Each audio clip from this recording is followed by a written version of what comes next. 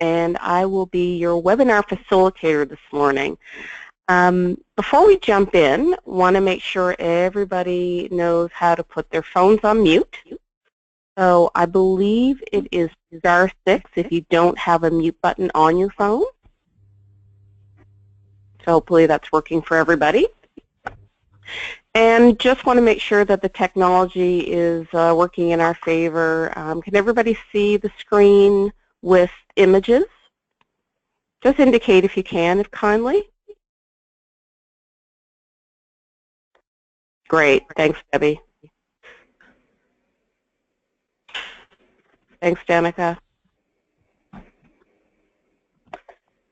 Terrific. Thanks, everybody. Thank you, Sherry. Great. Okay. So we've got a full house this morning. That's fantastic. So I'm really looking forward to having this conversation. Wanted to have a topic, and I suspect that this is a very appropriate topic for many of you in the field that you work. But I think a lot of people in a lot of different fields have to deal with difficult customers, or what we label as difficult customers. So definitely some triggers. There are definitely some strategies in dealing with difficult or challenging customers. So I just want to chat with everybody today about what can you do when you find yourself in that scenario? What can you do to avoid even getting in a situation where a customer may become difficult? I've certainly dealt with it quite often in my field of work, but the strategies are the same. So as many of you know, we tend to tackle these meaty topics in two parts. So we'll have the first part today, and then a week from today, next Monday at the same time, we'll have part 2. Just for your information, today we're going to talk a little bit about what are the issues that come up that can cause a customer to become challenging, difficult, or annoyed. And then in part 2, we're going to talk about real steps and real strategies. So I really wanted to sort of lay out how this is going to roll out for you over the next 2 sessions. Now, please feel free to jump in whenever you like. If you have a question, throw it out there. You can post it through the GoToMeeting application if you like. Happy to take any questions or concerns as they come up, but feel free to jump in at any point. Okay, let's jump in.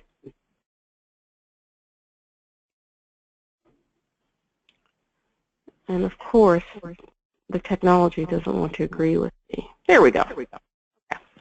So what is it that happens when a customer becomes difficult?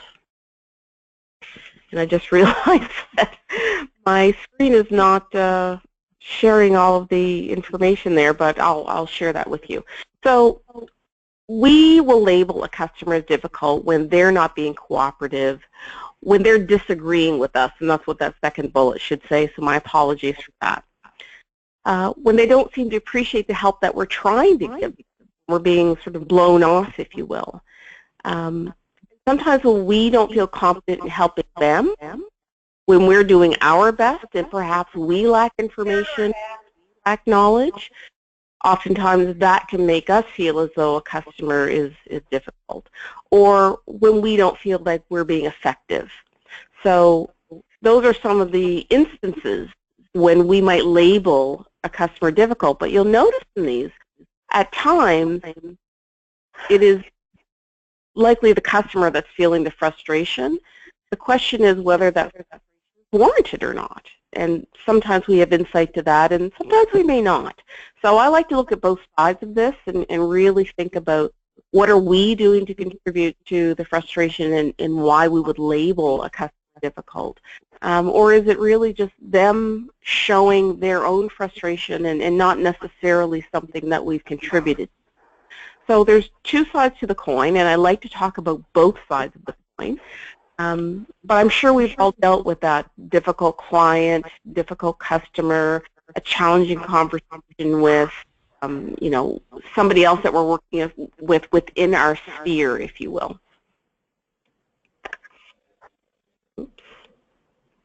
So is challenging the same as difficult?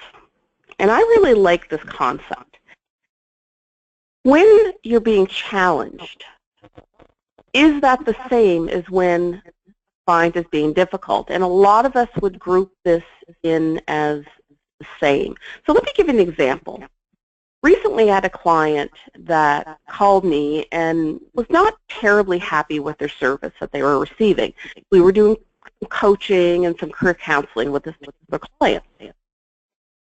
So he wanted to understand what is the normal process, what are his options, could he switch consultants. He was really unhappy. Wasn't my client, by the way.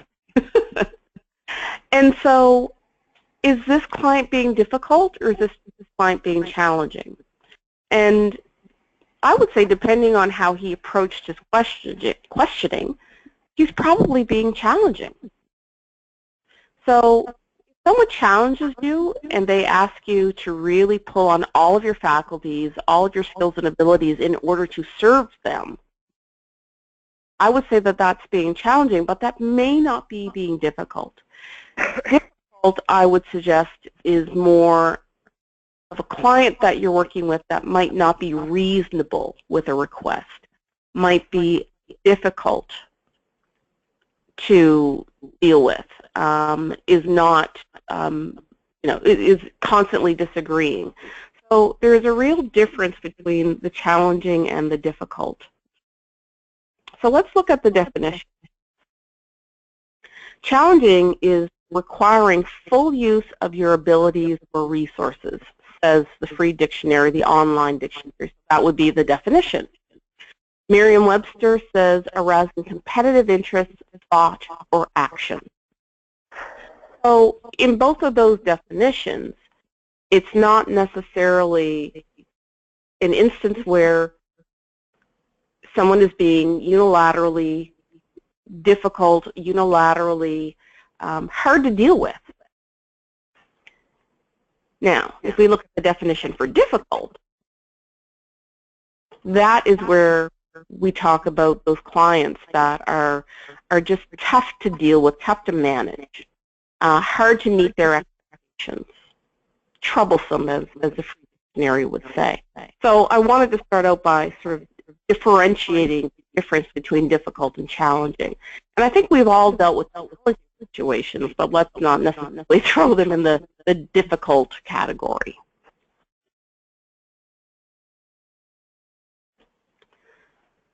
So when confronted with difficult clients, we need to look at ourselves to see what we are contributing to the process.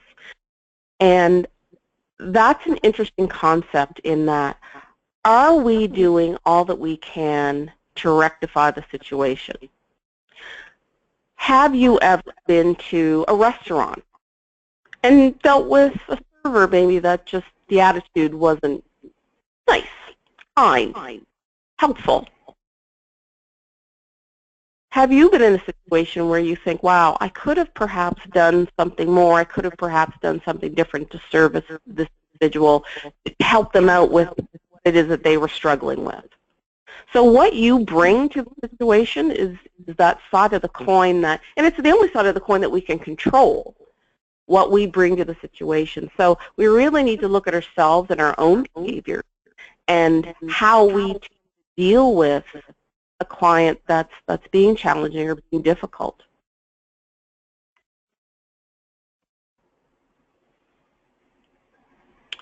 So the angry or hostile customer. Let's go there for a moment. In my career, I must say I've dealt with a fair number of angry and hostile customers. And I think it's important to realize that anger and fear are never that far apart from each other. Fear often presents itself as anger. So it could be fear of losing, you know, their premium going up, fear of losing coverage, fear of, you know, for some reason their business being in jeopardy because of maybe loss of coverage, not the right coverage, whatever that might look like. And so that fear presents itself as anger. So what we tend to do is deal with the anger and try not, we don't always try to look past the anger to really find out what is at the core of this client's challenge and the way that they're presenting. So if we think about it, if you've got a client that finds out that something's not covered in their coverage with you, perhaps on paper that's absolutely correct, and you know that to be the truth. Dealing with the fear that they have might be the better way to go in terms of how you figure out how to bring this client down and how to calm this client down. So think about, if you talk to them about, what are your concerns and what are the other options that we might. The customer feels misunderstood, they may lash out. So they may want what they want, and you may not be able to be in a position to give it to them.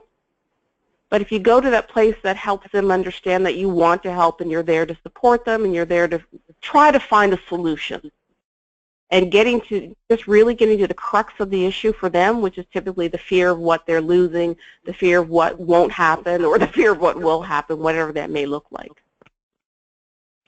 There's a saying in my field that angry customers become experts at detecting your weaknesses. So when a customer is angry, they can really hone in on where you might not have all of your answers, you may not have all of the information, or you just may not be comfortable dealing with the situation. And in their anger, sometimes they can latch on to that. So just know that how you present is also part of the equation in dealing with an angry customer. Hopefully, you don't have to do this often. You don't have to deal with angry customers often. And of course, the worst case scenario is if a client becomes violent. And again, I'm hoping that that's very seldom in your careers. But it does happen. It does happen. And so I want to talk today about some of the tools that you can use to bring down the energy level and to settle customers or clients when they get to the point of anger and get them back to that place where they're feeling like they've been heard and they've been dealt with in a way that's been respectful.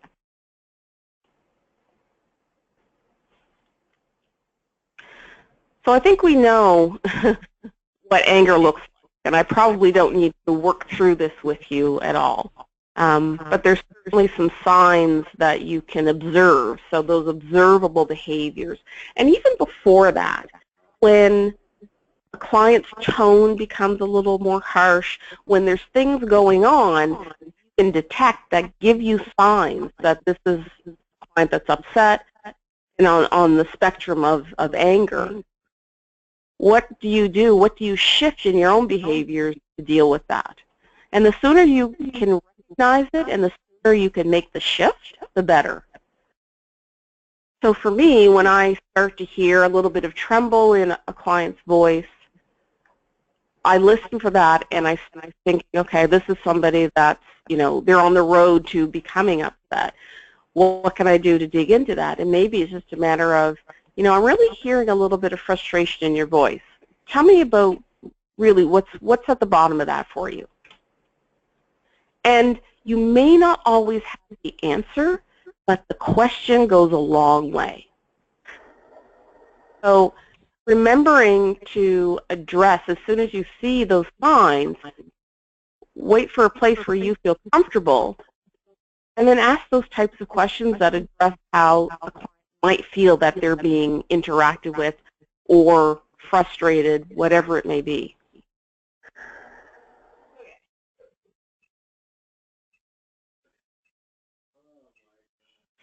So I'd like to talk about the reasons that clients become upset or hostile or whatever it is. And whatever your line of business, tends to frustrate people. So fear of change or loss of control, and I talked about that a few minutes earlier, if their premiums are changing, if their policy is changing. Generally, people don't really enjoy change unless they're the ones that have enacted the change. And so obviously in your businesses, change is the name of the game. Every year you've got to review policies, you've got to go over those things, and yes, changes absolutely happen. There are shifts in the market. There are things beyond your control that mean that there will be change for your clients.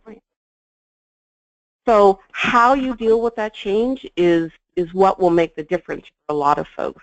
So when you get the call saying, hey, you know, my premiums just went up, how do you deal with that? If you go right to policy, so that's technically what you need to do, certainly. But what can be a challenge for someone who may not understand the technicalities of your business is, hey, all I know is I have to pay money. So if that's the fear, then deal with that. Deal what's real for the client, and as we always say, meet the client where they are.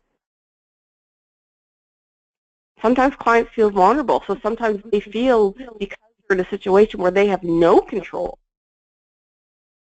they feel vulnerable. And vulnerability often can present as anger.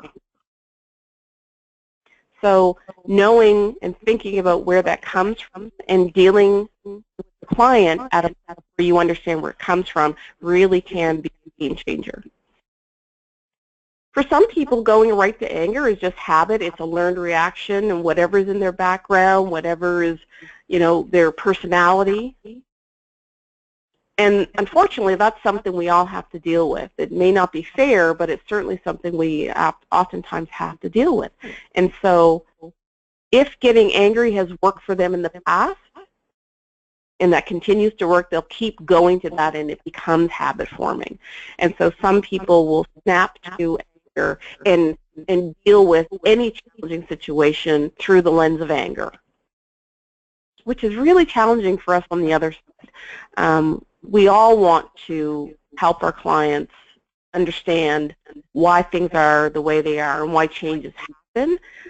But if you're dealing with a client that's angry, that can become a challenge. And I will deal with that more specifically as we get into this. Sometimes the emotions displace, so they're blaming you for something that really may have been their own fault. So again, understanding where the fear is coming from, so really digging in and trying to understand what is it exactly that this client is upset about. And it may or may not be something you can impact, but at least understanding it and addressing it is a really good start to bringing a situation to some sort of workable solution. Looking at the other side of the coin, maybe the client is dealing with an unempathetic behavior. So someone that's doing their job and they're just doing their job, and maybe they're just not as concerned about how the client feels. They want to do their job. And when people sense that their feelings or their values aren't being considered, that can be a trigger for a lot of people. So past experiences is another possibility. Maybe they've had a challenging situation with the same organization, the same broker, the same administrative person, whomever it is. Maybe they've had a past experience and they sort of come in loaded with that past experience. That can be challenging. And it's hard to get over. And then lastly, lack of social skills. And I suppose that could be on either side. But sometimes you've got clients that, for whatever reasons, may not have the social skills or the competency to deal with a challenge that they're dealing with in a way that's effective. So you have to navigate around clients that come to you, and they come in all shapes and sizes, levels of ability, and your job is to work through that. So that can be tough. That can definitely be tough. Hopefully, the strategies that we talk about today will allow you to think about how you personally like to deal with challenges, how you personally like to deal with difficult customers. And I think that there's more than one way to deal with it. A lot of the strategies we talked about today you can use in different combinations. So as I've said, dealing with the hostility, the first thing I would say is, once you've perhaps identified anger, your job is to stay calm. And I have a colleague that always said to me, the more upset a client gets, the calmer my tone gets. So trying to match their anger or match the intensity of the conversation is usually not an effective way to deal with an angry or an upset or hostile client. It really is a matter of starting to show the behaviors that you'd like to see in them. And so in my line of work where people are losing jobs, and of course they can be upset. And so the more elevated their tone gets, the more calm mine becomes. And that's one of many strategies that you can use, but matching their anger or matching them is usually not going to be fruitful for either side. The second thing I would say is, if the customer has a valid concern, or if there's been a mistake made on your part, the first thing you need to do is own it. I've dealt with people in the service industry where a mistake has been made and they've, admitted to it, but there's been apology, there's nothing that acknowledges that I've been put at. And so the best thing that you can do in a situation where perhaps there has been an error made, and gosh knows we all make them, but if an error has been made, own that. Geez, you know what? I just realized that we entered that information in the wrong place. My apologies. I'm so sorry to have inconvenienced you. You just got to own it. And then move on. I don't think constantly saying you're sorry is helpful either. So own it, admit it, and move on. If a client remains hostile, try to be as non-judgmental and non-threatening, because the opposite of that is really just adding fuel to the fire. Ultimately, what do you want out of this situation? You want a customer to go away feeling as though they've been acknowledged, which is what most of us want in most situations. They've been acknowledged, frustration has been acknowledged, their fear has been acknowledged. So the acknowledgement is a really big piece in is an underlying theme in dealing with hostile dramatic words, say difficult client or customer.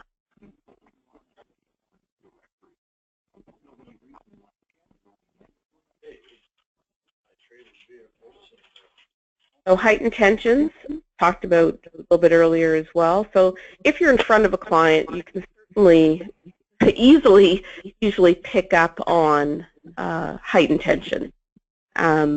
So we have to release tension, and therefore, when we're angry and we need to release it, it comes out of us one way or another. And so the choice of words that you might use might be the only thing that you see from a client that indicates to you that they're angry. Their tone may be very calm, but the only indication is their choice of, or maybe it is a loud voice, or threatening, or a narrow gaze. So it may be just things that you can see that tell you, this is an obviously upset person.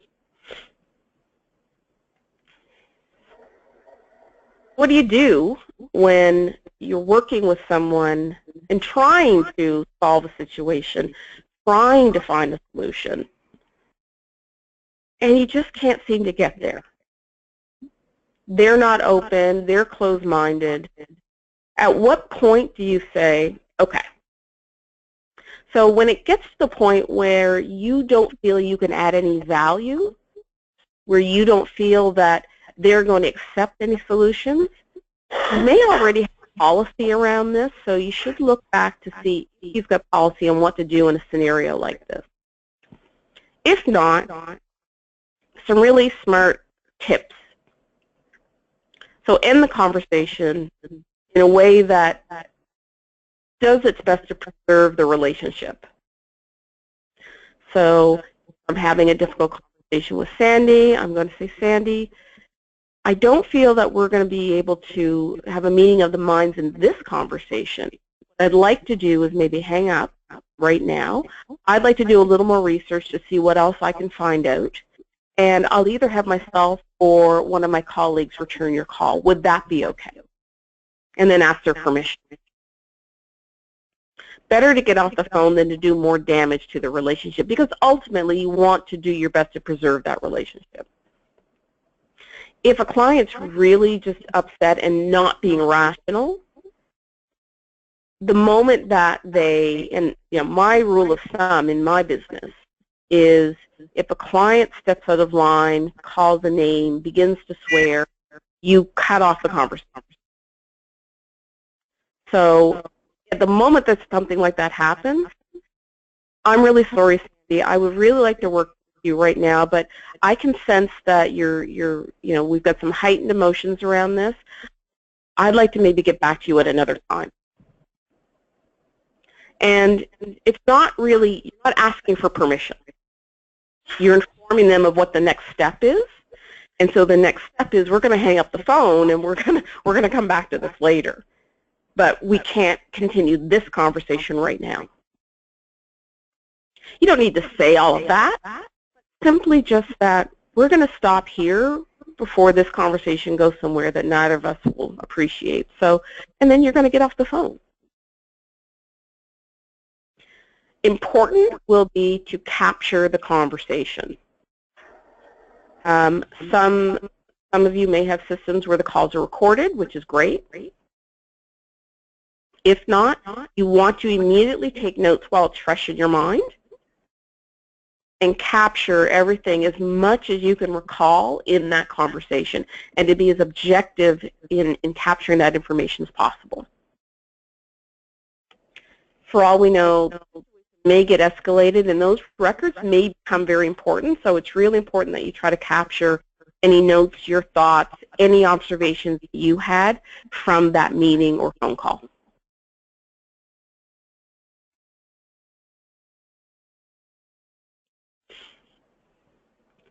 So again, there's a lot of different reasons that customers will challenge you. Getting behind it and not making it about you is really important, and that's a really great way to prevent you from internalizing some of the dialogue. Sometimes we feel, because we're dedicated and loyal employees, that when they're saying something bad about the company, they're saying something bad about me, or vice versa. And what you need to do is sort of put yourself in your own space and realize that this individual may or may not be rational, and therefore you can't take on all that they're saying. You can't wear all that they're saying to you. So really not personalizing the conversation, even if the client gets personal. Really, it's not about you. And so really, forming a barrier between the client and, what's been said is an important piece. When you've done your best as well. Even, despite our best efforts, sometimes you can't always make everybody happy. So know when you have exhausted all of your options, and know that you've done all that you can, and at this point, should I refer to a colleague, or should I escalate the call to a supervisor, manager, or the like? And it's really important to figure out what that step is, and that's why it's really great to have policies around these things. And it doesn't have to be an in-depth policy that talks about, literally what words are said, but to have a policy that not only protects the customer, but protects you. You shouldn't be in a position to take bad behavior on from clients. There's a limit to how much you should take as an employee.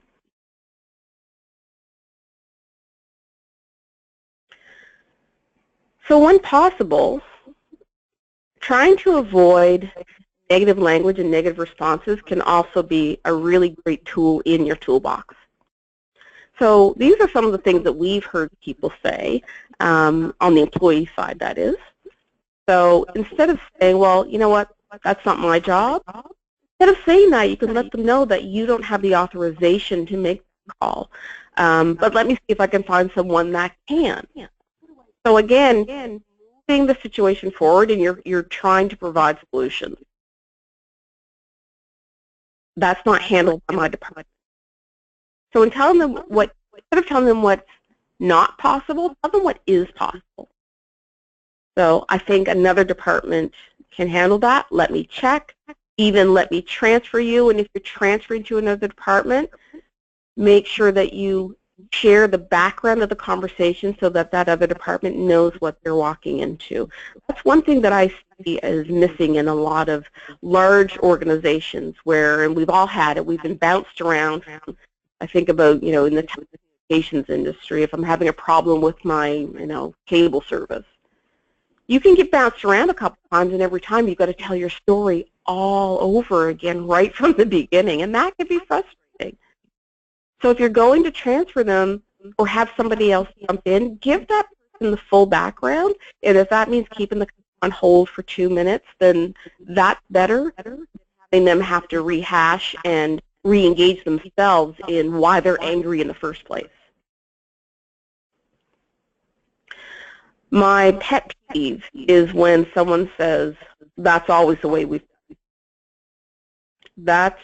That is a pet peeve, because all that tells me is that we're not trying to think of a way to help me. We just need to stick with what we know is the rule. And that very well may be the case, but that's not necessarily how you have to present it to the client.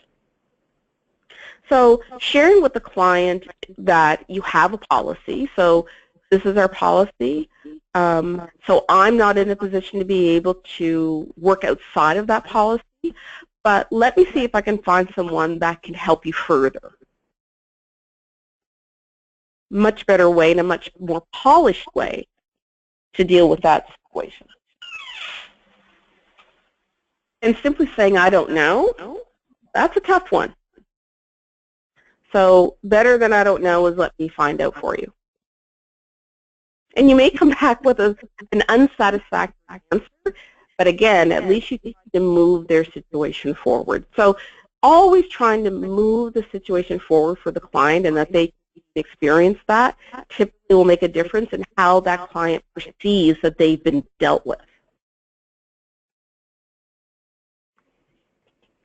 So a few more things that you might want to avoid.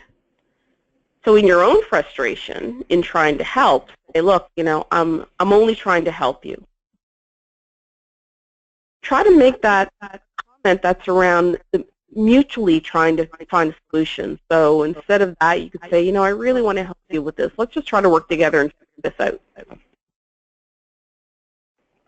And if you're really frustrated, because yes, clients can't bark at you, sir, don't take this out on me. Don't bark at me. I haven't done anything. Instead of talking about how you're feeling or how you're impacted, talk about how you think you're impacted. I can hear your frustration. I will absolutely do my best to help you. And I've been in situations myself where I've been frustrated with service. And anytime that that's been said to me, it brings things down a level or two. My favorite not to say would be, oh, I know just how you feel. Well, you might, but that may not be a helpful statement to make in the time. So telling them that you understand your concern and you understand their frustration. Many people would feel frustrated, so again, don't make it about yourself, but make it about your understanding of why they may be. So a subtle difference, and the delivery is everything. So really sounding and appearing and showing behaviors that tell the customer that you are invested in finding a solution for them is your best way to a win-win scenario.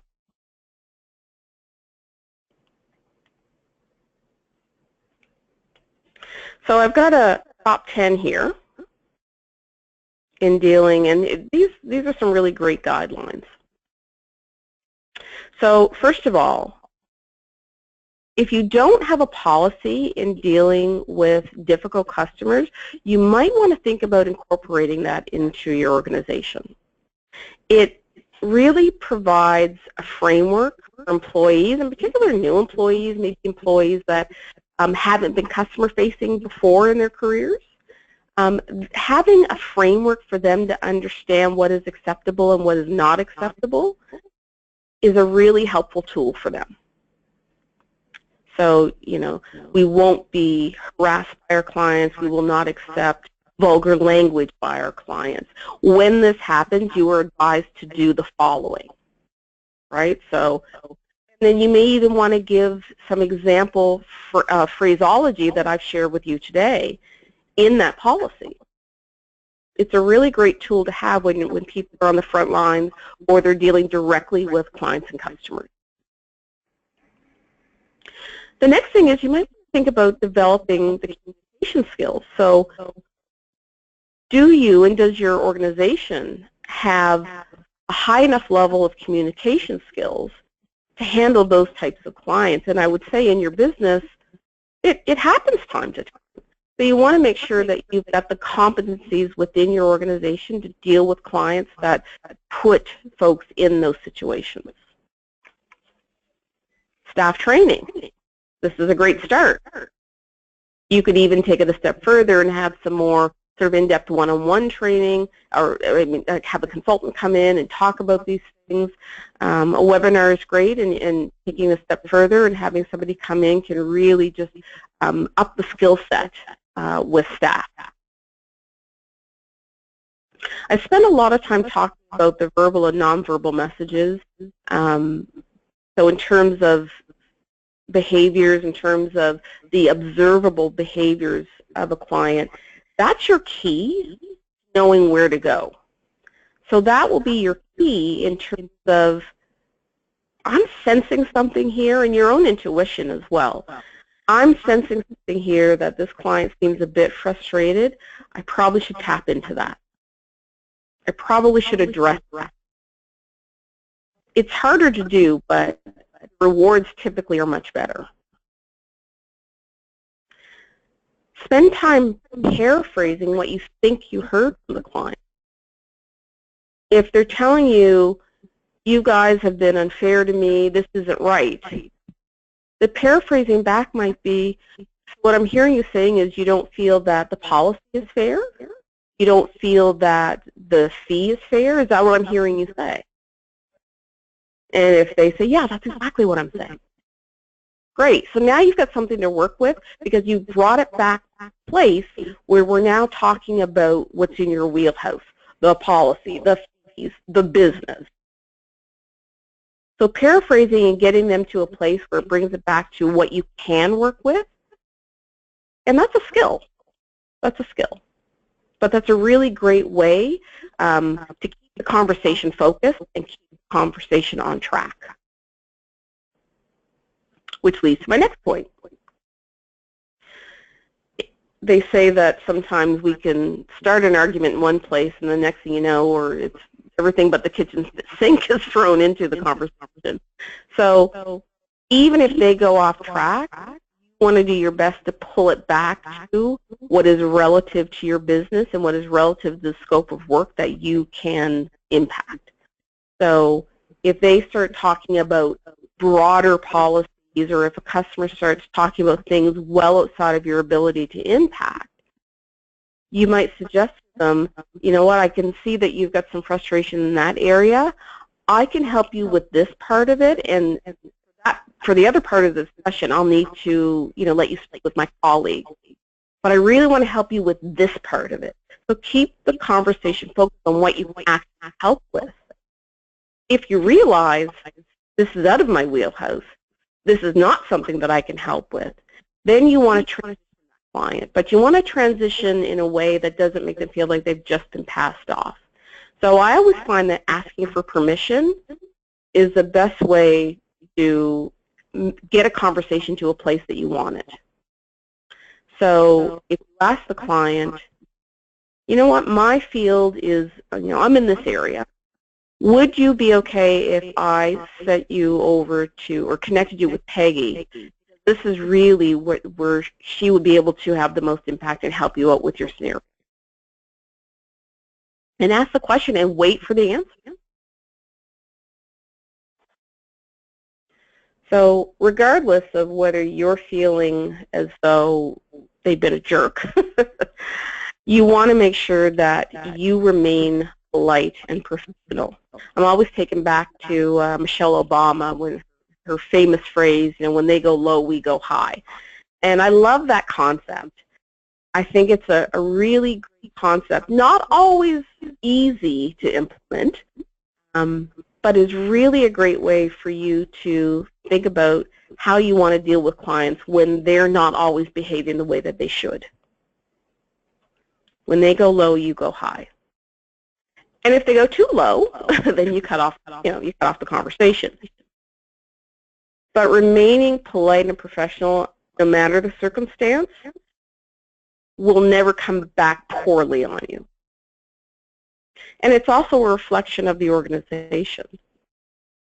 So you really want to do your best, as challenging as it may be, to try to stay in that pocket where you're maintaining all of your professionalism and all of the, the politeness that our parents taught us. We want to try to stay in that space as much as possible. If you don't think you can, if you feel yourself going offside, again, that's the opportunity for you to get off the phone or get off the call or exit the meeting. So yes, you want to refer back to any policies that you have.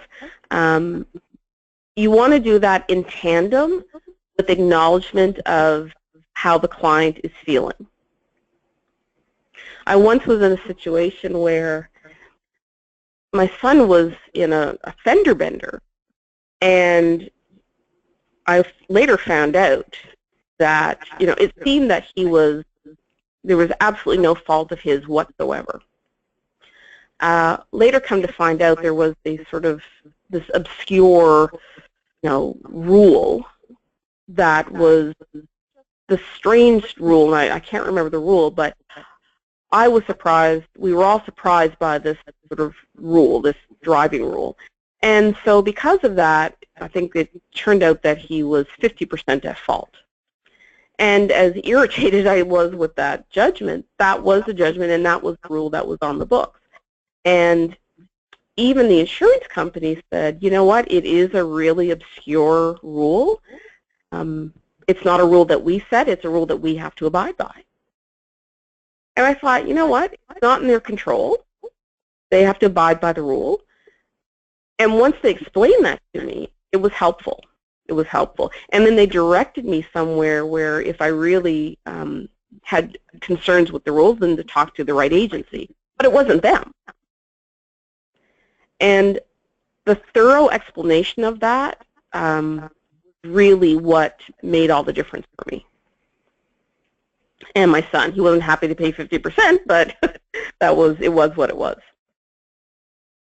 So referring back to policy is helpful as long as you do it in a way that acknowledges where the client is and what the boundaries of what you can do are. So using that positive language is absolutely key. Being very specific about, I'd really like to help. I'm sorry you feel this way if a client's really sort of going offside. Is there anything else that I can do? Just using language that is positive-based. And the language that I looked at earlier, and not, on the left-hand side of those columns, not going into a place where you're kind of in defensive mode. So you don't want to go there because, again, that's not going to help the situation in most cases. And lastly, you want to make sure that you're escalating when necessary. And escalating can be either take it to the right department, I need to escalate it up to a more senior individual in the organization, or maybe it's escalating because you don't feel that you have the skill or competency to deal with the anger level of this client, and much better for you to take a step back and have somebody else deal with them than to try to deal with them yourself if you feel that you're out of your scope of ability. And there's no shame in that. We all react differently to different behaviors and emotions, and I think we have to recognize in ourselves what our capacity is. So much better not to put the relationship at risk than to try to take on this angry client. So those are some of the thoughts on dealing with difficult customers. I'd love to open it up to discussion, questions. I know that for this session there's a lot more people on the webinar, which is terrific. You'd like to come off mute and ask questions, pose questions. Would love to hear from you. If not, I'll do a mini overview of next week. So I'll give you guys a second to come off speaker, or off mute, I should.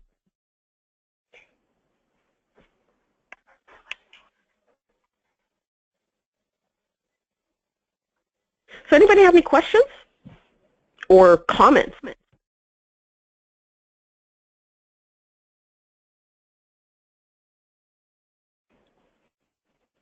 Okay. So without any questions or comments today, what I'd like to do is chat a little bit. Today was sort of a high-level overview on some of the thoughts and some of the best practices that are out there for dealing with difficult customers.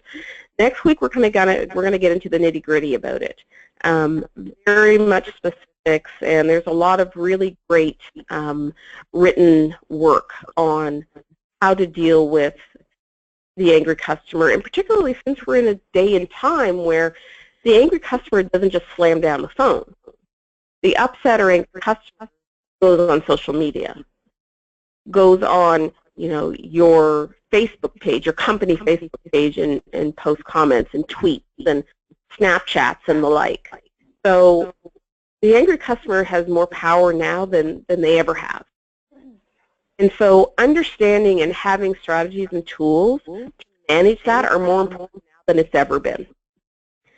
So I'm glad that everybody was able to sit in today and sort of take the overview. I'd really like to come back next week and chat with you more about some of the specifics. And in my business, there are a lot of, I deal with a lot of angry people because I deal with a lot of people who've just experienced job loss. And a lot of the strategies that our consultants use absolutely translate to your business and how to deal with folks. So I'd like to share a lot of that with you, and hopefully you'll be able to take away some tips and strategies that will help with that. So thank you for joining, and I hope to hear all of you back again this time next Monday on the webinar. And please bring your questions and thoughts and comments. Thanks so much. Thank you. Thank you. Thank you.